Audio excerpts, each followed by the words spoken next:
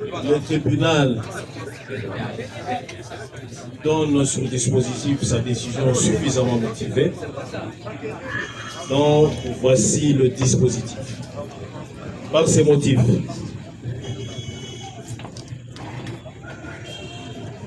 le tribunal statuant publiquement et contradictoirement à l'égard des prévenus Claude Mayaya Kachocho et Christian Chiboabaka Bongo, vu la loi organique numéro 13 par 011-B du 11 avril 2013, portant organisation, fonctionnement et compétences des juridictions de l'ordre judiciaire, vu l'ordonnance loi numéro 78 par 001 du 24 février 1978 relative à la répression des infractions intentionnelles flagrantes, spécialement en ses articles 1, 2 et 3,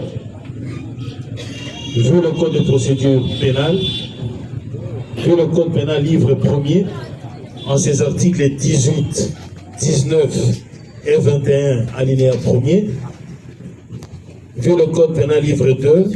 spécialement ses articles 124, 125 et 145,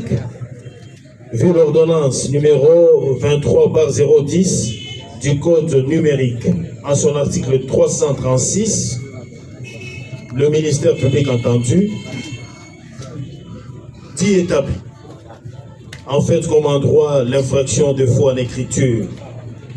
par un fonctionnaire de l'État et détournement des deniers publics, mise à charge des prévenus Claude Mayaya Kachocho et Christian Chiboabaka Bongo, dit établi. En fait, comme en droit, l'infraction des suppressions des données informatiques mises à charge de Christian Chiboabaka Bongo, par conséquent, les condamne avec de larges circonstances atténuantes à 1 an de servitude pénale principale pour les fractions de faux en écriture, les condamne à 3 ans des travaux forcés pour les fractions de détournement des deniers publics, condamne les prévenus Christian Chiboabaka Bongo à 3 ans de servitude pénale principale et à une amende de 300 000 francs congolais pour l'infraction de suppression des données informatiques, dit que les 3 infractions ont été commises en concours idéal. Le tribunal prononce la plus haute expression pénale, soit 3 ans de travaux forcés. En condamnant à la peine prévue à l'alinéa 1er précédent, le tribunal prononce en outre l'interdiction pour 5 ans après l'exécution de la peine du droit de vote et du droit d'éligibilité, l'interdiction d'accès aux fonctions publiques et para-étatiques, quel qu'en soit l'échelon, la privation du droit à la condamnation ou à la libération conditionnelle et à la réhabilitation dans le but et de faire bénéficier le coupable des avantages prohibés au présent article, irrécevable et fondée l'action civile telle qu'émise par la province du Kasaï. Cependant, la somme de 100 millions de dollars américains en francs congolais postulée par la partie civile à titre de réparation s'avère exorbitante et la réduira ex aequo et bono en condamnant in solidum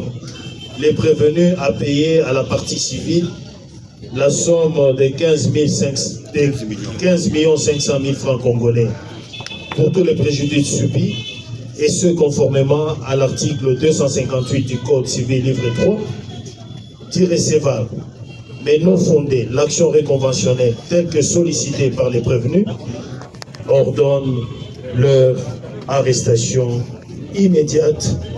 condamne les prévenus aux frais de la présente instance à raison de la moitié chacun. Ainsi jugé prononcé par le tribunal des grandes instances de Chikapa, siégeant en matière répressive au premier degré à son audience publique du 19 juin 2026, au cours de laquelle ont siégé les magistrats Loakila Walwakila Rufin président, Jean-Jacques Nzokoubiatou et Mutombo Chikele juge,